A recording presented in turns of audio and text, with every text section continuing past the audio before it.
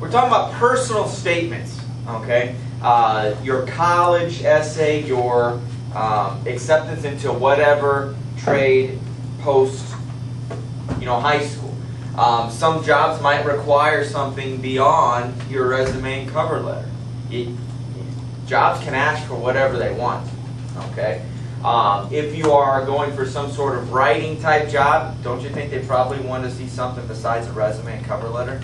Don't you think they want to see some actual, how are you with words beyond just your 2 pieces of paper for your resume and cover letter? So, they might have something. They might have a generic prompt, or they might just say, give us a portfolio of your best writing. It all depends on, different kinds of jobs. But we're going to focus on college because, hopefully you all are going to some sort of post-high school education. Okay, whether it's a trade school, 2-year, associate's degree, bachelor's, whatever, you have to have some sort of writing. And are there some colleges that don't require it? Probably. Okay, but for today's purposes, we're all applying to a school that requires some sort of personal statement. You will see today it's not, there's a wide variety of different types of prompts and such. So it's not just the basic, tell us about yourself, a statement about yourself. It's usually some sort of in-depth kind of look at what you like and how you are and stuff like that. So the resume and job application letter focused on your future employment. Okay, that was money, employment. This is different. This is for your acceptance into something. I've signed some, sent in some letters of recommendation letters for people in the last couple of years to go into the Navy or some other armed forces, and they wanted some sort of, they had to do an essay, but also I had to send in some things as well. So it was beyond just their basic stuff. But the personal statement's purpose is to help you gain admission, or at least to be considered for that next step. So if you're a personal statement, college, app, letter, that's what we're referring to. Okay, it's your opportunity to sell yourself. Very similar to the parameters of the last 2 writings, your resume and cover letters. It's, again, to sell yourself. It shows the way that you think. It shows the way that you're built. And when you see some of these, other examples of prompts, you'll see what I'm talking about. For example, one of them might be, what are the last 3 books that you read? Tell us about them and why you chose to read those books. Okay? Do you see how that answer could help tell them a little bit about yourself? If you read, I read the last 3 Star Wars books. They were awesome because I love Star Wars. Now, my last 3 books were Star Wars books, but that's beside the point. Okay? On a college admission, that might not show that you are, as compared to somebody who read, the histories on the last 3 presidents, or these big type books, that you're trying to better yourself. Because sometimes they might be able to tell a little bit about you based on how you spend your time. What if somebody responded, I don't read books. I don't read books. I read 3 Star Wars books, or I read, these, historic fiction books or historic autobiography books. You see how you can tell something about each individual a little bit. A little bit. Okay? And that's what this is about.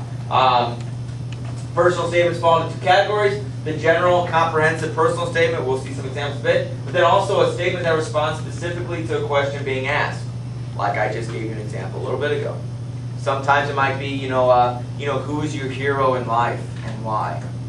Do you see how you can take that into different ways and different avenues?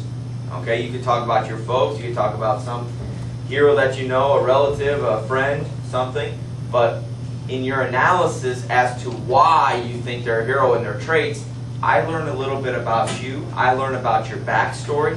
I learn about what impacts you and influences you, and how you make decisions, and what you judge to be good character and such. Because what you think is a good character probably relates back to what kind of character you are or you strive to be. And so, me reading, I'm learning a lot about you. Even though you're not talking about yourself, you're talking about somebody else. Do you see how this works? Okay? And that's what that personal statement is. Okay. Slow down. Is this the next slide? Thank you. Pre-writing questions to consider. Okay, I'm not going to sit here and read all of these to you, but pre-writing, guys, is huge. And I don't know if I've shared this with you or not, but I used to just say, I will not pre-write. I am just going to start writing. All my writings through college were looking at that blinking cursor on a blank piece of, your blank screen, and then going, okay, let's begin. And I wasted so much time, and I'm a pretty good writer, and so I was able to, get by and such. But it wasn't until my grad school, which means after I've graduated, I went back for my master's, and it was through that I realized just taking 5 minutes and sketching out some sort of outline. This is where I want to get to, and this is where I'm starting. Now, what do I want to talk about? A, B, and C. Okay, now underneath A, I want to talk about this and this, B, this.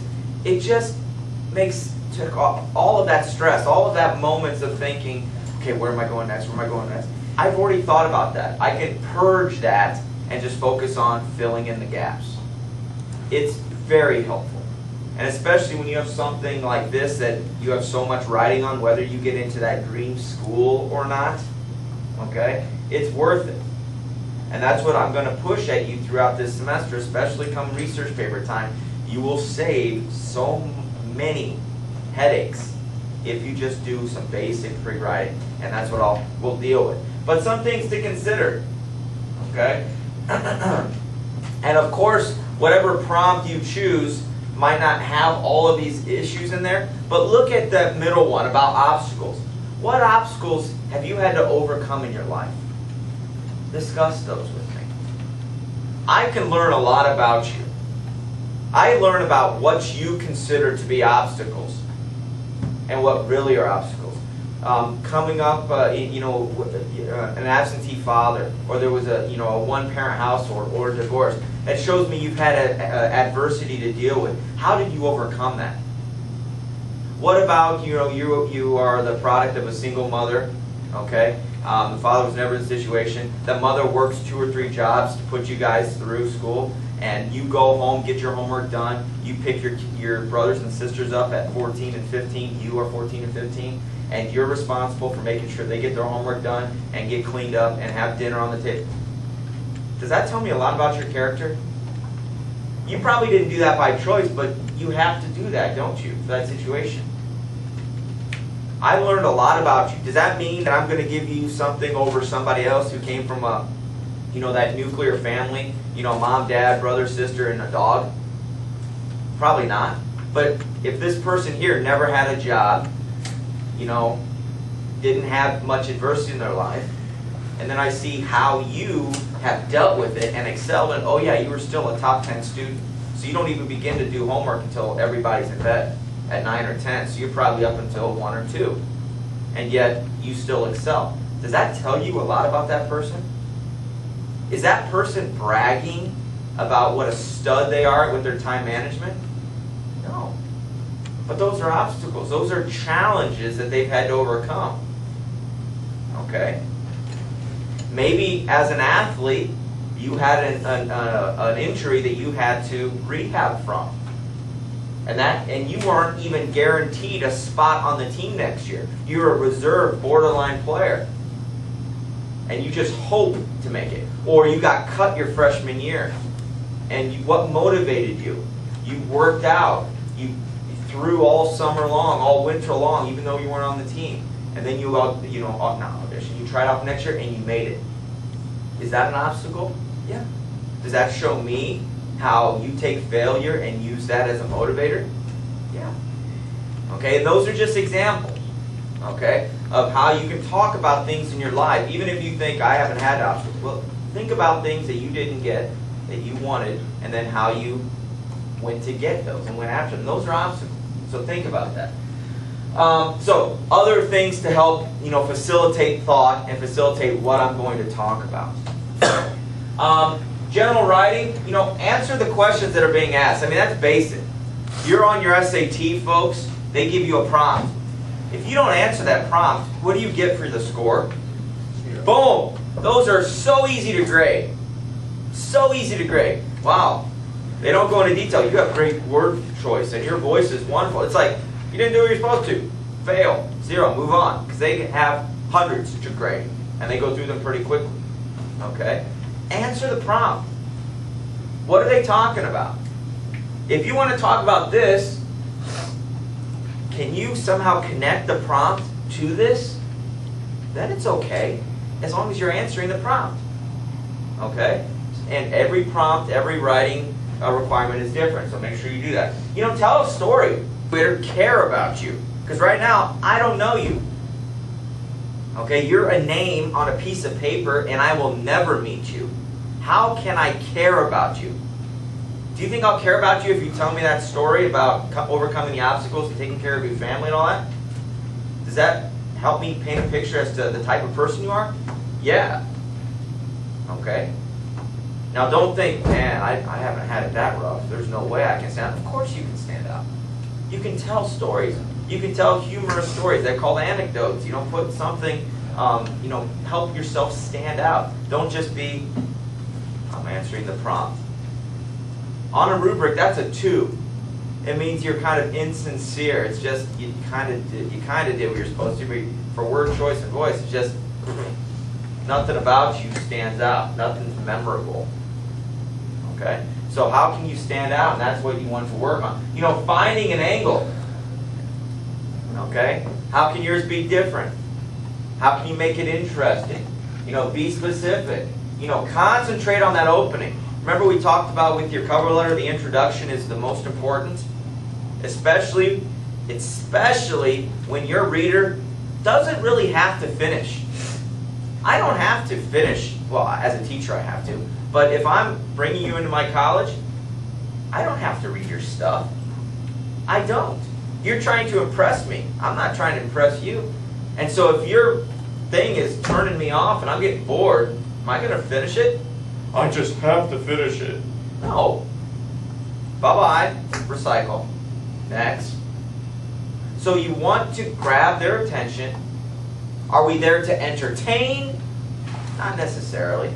Do I have to be the funniest writer? No. If you could put in a little humor or something, humorous story, anecdote, maybe that helps you stand out. And of course, it all depends on what kind of prompt you have. Okay? And we'll see some examples in a little bit. But this slide is very important. Okay? Because no matter what your prompt is, you want to try to incorporate as many, if not all of them, you know, as you can. So, keep coming back to it. Excuse me. What not to do. Okay? Don't include some subjects. Do not refer to accomplishments in high school or earlier. Also, don't mention potentially controversial. It's important. Okay? Now, of course, this all depends on the prompt. Like that adversity, overcoming obstacles. Well, it says don't talk about high school. It says don't talk about high school. If we're talking about your injury, you know, certain specific, of course there are certain, you know, contradictions to this. Okay? What I think they mean is don't kind of deal with, my major obstacle was when I got dumped the night before prom. And then I was a trooper and I actually went by myself and I'm a better person because, oh my goodness. Okay? Well, that's probably not a major obstacle. Yeah, it probably felt like one at the time. Okay, you probably will have some resentment about that for a while, or whenever prom is brought up for the rest of your life, but I would hope you get over that. Okay? Whatever, who knows. But don't mention controversial subjects. Don't go off on a rant about abortion. Okay? Creationists, you know, versus evolution, that type of thing. Why do you think that? Yeah, the person reading it might differ from you. And if I'm in a cranky mood, I'm like, this high school kid thinks he's schooling me on abortion. And I'm like, we're supposed to be talking about obstacles in your life or about whatever it would be, or your favorite books. And they went off on a rant about apartheid in South Africa or genocide somewhere. I'm like, please. You're 18 years old. What are you trying to educate me about? You know, there could be a cranky person is what I'm talking about. Now, if the prompt is about the controversy, do you think it's okay? They're asking for it. Okay? They want that. But try to stay away. from that. You don't want to potentially offend that person. And that's the key to this particular bullet. Doing some research is huge, okay, depending on your prompt. If you're prompted to explain your selection, why did you pick this college? Because they know you are probably not applying to one school. You're probably applying to 3 or 4. And they don't want you to send the same personal statement to all of them. Why did you pick them? If you're picking Purdue for whatever reason, because you're crazy, okay? No, seriously though. Maybe Purdue has this outstanding brand new facility for blah, blah, blah, blah, blah, blah, blah. It's going to open up your potential freshman year, or they just got the funding and it's going to open up in 2 years, your sophomore, junior year. Talk about that, about how I am so excited. I read that you have just received $300 million from NASA to build, and this is all made up, $300 million to build a collaboration for future astronauts through your engineering and space aeronauticals, blah, blah, blah, blah, blah. And I want to be a part of that. That's what I want to do. You specifically, I mean, that shows me that it's not just you're writing, making up stuff. You went and you got data, and you know what you're talking about, and you really want to come here. I see that. I can tell that. As opposed to somebody just telling me, I just want to go to Purdue, that's where my parents went. I just assume, I'm Boiler Road. Okay? I can see on this other one that you actually want to come. Not just some legacy type thing. Okay, so do research. Okay, why? You need to know why you want to go there. Obviously, good written skills, write well and correctly, grammatically, all of that stuff, basic stuff. Avoid cliches at the bottom is key. Strive for originality and original thoughts. You guys know what cliches are? There's a great scene in the movie Bull Durham. Have you ever seen that movie? It's about minor league baseball. Kevin Costner and Tim Robbins. It's R-rated for language, but it's a classic. It's a sport movie classic. And it's about this young kid who's getting ready to be promoted to the major leagues, and Kevin Costner's the old catcher who's almost out of baseball because he's too old, and he's training this guy to deal with the media. And he goes, okay, the media is going to ask you these questions. Here's what you say. We're taking it one game at a time. Okay? There is no I in team. Those basic cliches that you hear all the time. Stay away from, I'm not saying put sports cliches, just stay away from the cliches whenever you fall back on, oh yeah, this is a saying. If this is a saying, don't put it in there. Because those aren't your words. They're words that everybody uses in the world. They're not original thoughts. You aren't separating yourself in any way. You're showing me that you're ordinary, boring, that you have an inability to come up with your own words. Okay? That might sound harsh, but that's the truth. These aren't your words. So is it plagiarism? Well, no, it's not plagiarism. Well, then what can you can use them, guys. Go ahead, knock yourself out. Okay? But just remember that the person reading it is determining your future. And I don't want a boring, cliche written thing.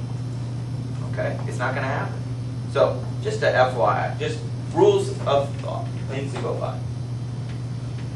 Okay, focus areas. We're kind of wrapping up here. Focusing on the prompt. Sometimes the prompt is 2 or 3 tiered. Okay, you've come across that. Don't focus on that first one, and then you're done. No. If there's a multiple, prompt, I want to know about it. You will come across some of those today. Others you might not. Focus on the criteria. Your clear voice, your original ideas. Be creative. Showcase yourself. This is, again, like the others, you're selling yourself. Okay? You need to be creative and original. So take some ownership in it.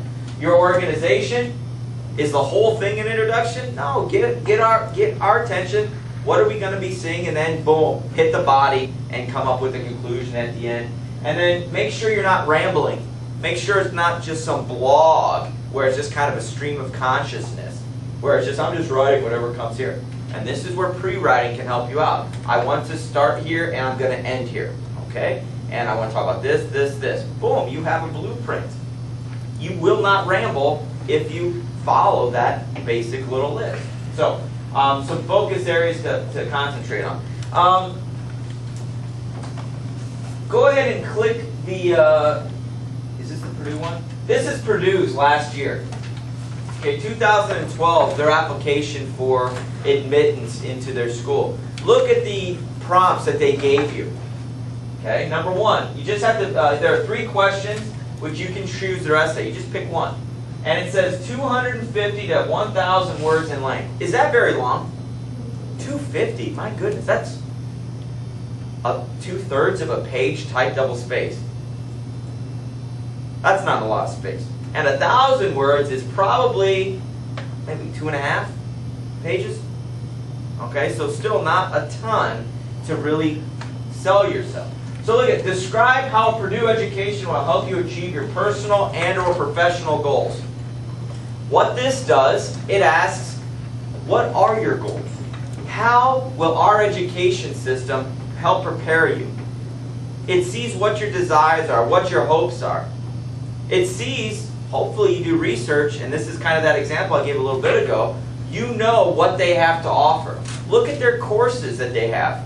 Talk about those by name. I specifically want to obtain this, after Purdue, I'm going to go into the Air Force, become a fighter pilot. Eventually, with my education here, plus my skills here, I want to apply for NASA by the time I'm 28. Blah, blah, blah. I want to be the first person on the, on Mars. If that's crazy to you, if that's something that you really want to do, whatever. Write it up. Be specific. How can Purdue help you? How can Purdue help you? Because don't you think Purdue wants to have the first person on Mars? Be a Purdue grad? Imagine what that would do monetarily for that college. Fundraisers. We're having Joe Smo come into, for our fundraiser. Oh yeah, the first man on Mars. You guys heard of Neil Armstrong, yes? You heard he just died recently? First man on the moon? That's pretty amazing. That guy was uber famous for most of his life. Okay? Imagine the first person to step on another planet. What's that going to look like? Okay?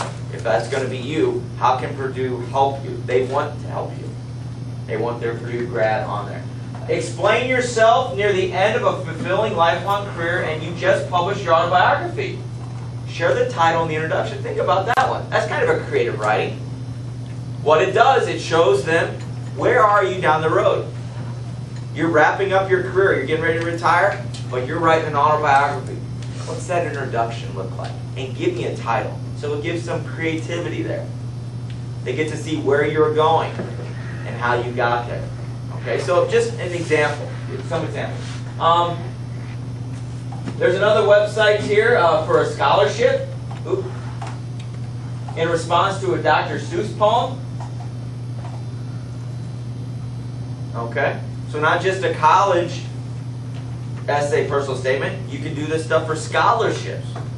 You definitely need to stand out if they're getting hundreds or even thousands. On Moodle, towards the bottom, I have a list of all these different type of contests and things that you guys can apply for and win. And if you want to work on one of those for your class project or your class paper, that's fine. Okay. And then there's the poem if you wanted to take a look at that. Here's a website if you wanted to click the college admission essay topics where they have it broken down by universities. Okay. Skim through there. Find one that is of interest to you and go with it. Okay, there's a lot of interesting ones in there. Oh, look at number 4, the Duke one. Consider the books you have read in the last year or two, either for school or for leisure. Please discuss the ways in which one of them has changed your understanding of the world. So not only are we asking what books you've read, whether they're for a class, or they find out during your free time you actually read books to help better yourself. I'm not looking for a book report. I'm looking for a how have you become better as a result of this particular book. So I find out what you read, how you spend your downtime, and then you as an individual, where you were at before the book and how it's changed you and how you live your life now, how you're influenced. You can learn a lot about a person by what they read. Okay, and then there's a bunch of interesting things. What about number 8? Tell us what you think about a current scientific or social controversy. Here's an opportunity to be controversial. Okay? Talk about Big Bang Theory. You talk about science in school. Can you talk about some social aspects? Yeah, there's a lot of things going on in social aspects. Obamacare. Is that a social issue that's of interest to a lot of people? Yeah. This is your opportunity to show us what is the controversy to you and how educated you are on the situation. Stay away from rambling. You want to be very focused and organized and provide both arguments just like normal writing. Okay? So, this is what you're going to do is go through and find a prompt. My advice to you, where do you want to go to college? You may, if it's not on that list, go to that school's website, to their Office of Admissions, and look and see if they have a essay prompt like the Purdue. If it doesn't, then just pick one of these that you can use, or find a different school, or a scholarship to write to. But I hope that you all can find whatever post-high school thing you're going for, that you can find a prompt so that we can work and get that refined for you.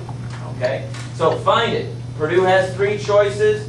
Okay? The Dr. Seuss one, there's the list of 100 prompts or a college that you're going to. So there's plenty of opportunity. We're going to draft today. By the end, I want to say by the end of block, we want to have these posted for your first draft. Okay, by the end of block. So you'll have today, and you'll have all of the next class period to work on this as well. Okay? Pretty basic. You're selling yourself, and understand that prompt and nail that prompt. Okay, this isn't a just slam. It's said 600 words. I want these to be about 1.5 pages or 2 pages. Okay, but it said it only has to be 250. Yeah, I know what it said, but also you know what I just said. Okay, so 1.5 pages, 2 pages is perfect. Can you go more? Okay, don't go over 3. Be more focused than that. But 2 pages is right around that ballpark of where it should be, which I think is about 800 to 900 words. Double space. Type double space. Okay.